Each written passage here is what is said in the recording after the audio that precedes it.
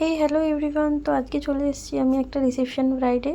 তো আজকে এই ছিল ভেন্যুটা। তো ওখানে এখনও ডেকোরেশন চলছিল, আমি একটু ভিডিও নিয়ে নিলাম। অ্যান্ড আমি গরমে পুড়তে পুড়তে চলে এসেছি। আজকের ডেটটা ছিল 12ই মে। তো খুবই গরম ছিল সেই দিনকে।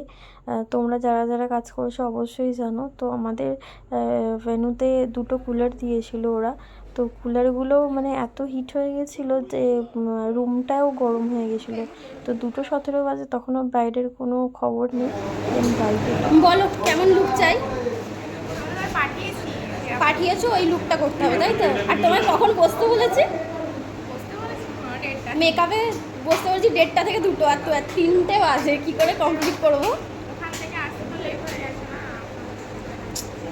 ঠিক আছে।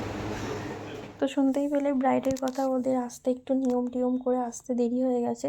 তো আমি বলেইছিলাম ওকে যে আমার একটু টাইম লাগবে, কারণ ব্রাইড যেহেতু তার স্পেশাল ডে, আমাকে একটু টাইম দিয়ে না করলে হয় না। ফাইনাল লুকটা ভালো দেখাতে পারবো না ওদেরকে। তো এই আমার প্রিপারেশান বগেরা সব করা হয়েই গেছিলো প্রায়। দেন ওর লুকটা দেখবে, দেখে অবশ্যই জানাবে যে কেমন লাগছে।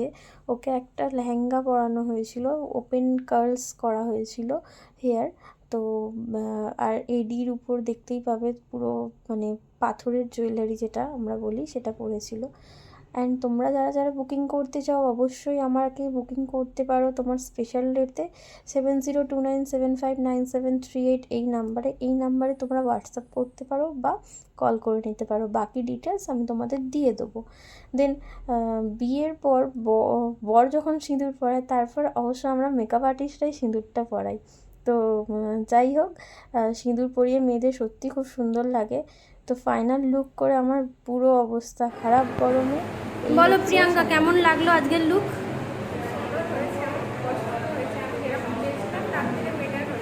বেটার হয়েছে? তুমি যে লুকটা দেখিয়েছিলে ওটা কমপ্লিটলি পেয়েছো তো? দেখতেই পাচ্ছ কতটা হ্যাপি। তোমরা যারা বুক করতে চাও অবশ্যই তাড়াতাড়ি বুক করে নাও।